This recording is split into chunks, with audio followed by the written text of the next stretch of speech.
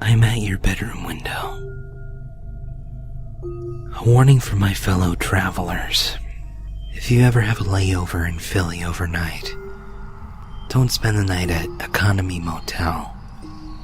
And if you absolutely must, steer clear of room 103.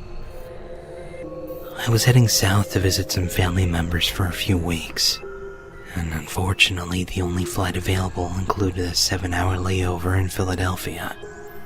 Not wanting to spend those hours huddled outside the airport, I rented the cheapest motel I could find and took the shuttle over at about 11 p.m. The place was just the shadiest looking motel I'd ever seen, but it was a bed, right?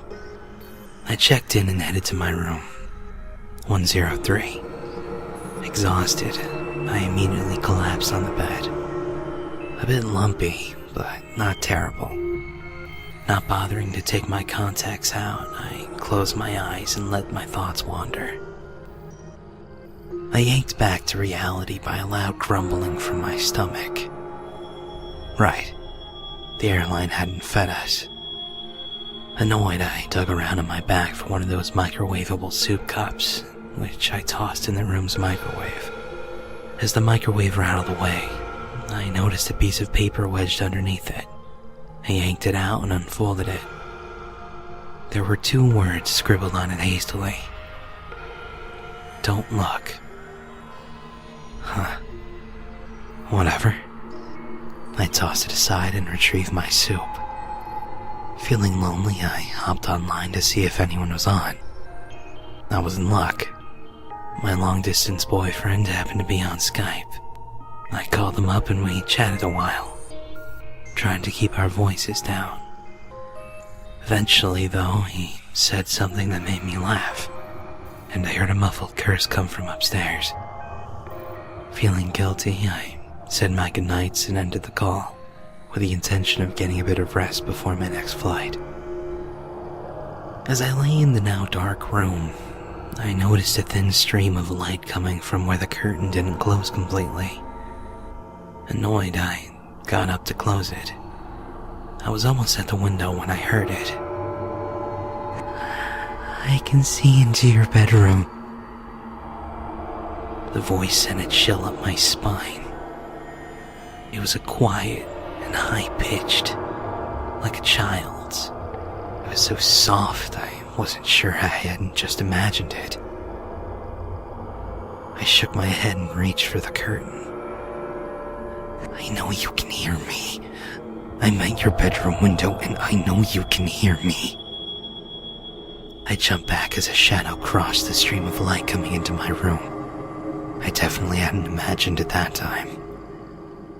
There was a voice, directly outside my door.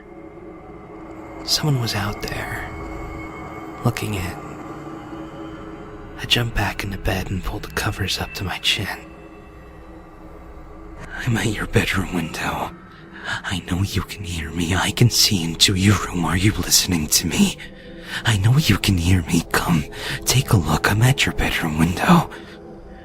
The taunting went on and on, rattling into my thoughts and leaving me paralyzed in fear.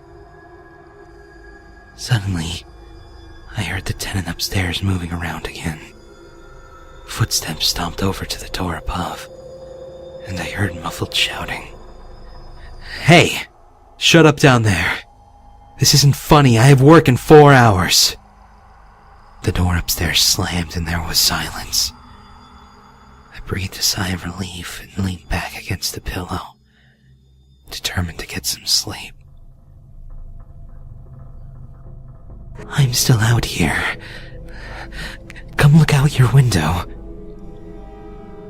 I sat straight up, heart pounding in my ears. The voice was back. It whispered on and on, repeating its mantra over and over again. I put my hands over my ears and rocked back and forth, trying to block out the sound.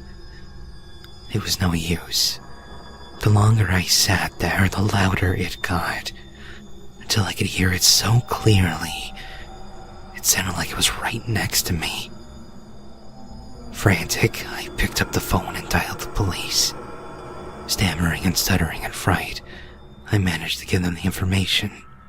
Where I was, what was wrong, please help, I'm scared. I didn't care if it was a prank at this point. My mind was reeling in terror. The officers assured me they'd be over shortly to see what the issue was. I thanked them and hung up the phone. As soon as I did, silence descended over the room. It wasn't just that the voice stopped. No. Utter silence filled the room. The air conditioner stopped. The street noises outside ceased. Even the faint hum of electricity from the TV and lights went away.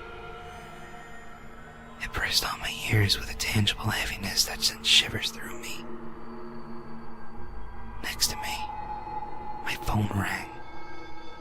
The caller ID told me that it was the police station, calling me back.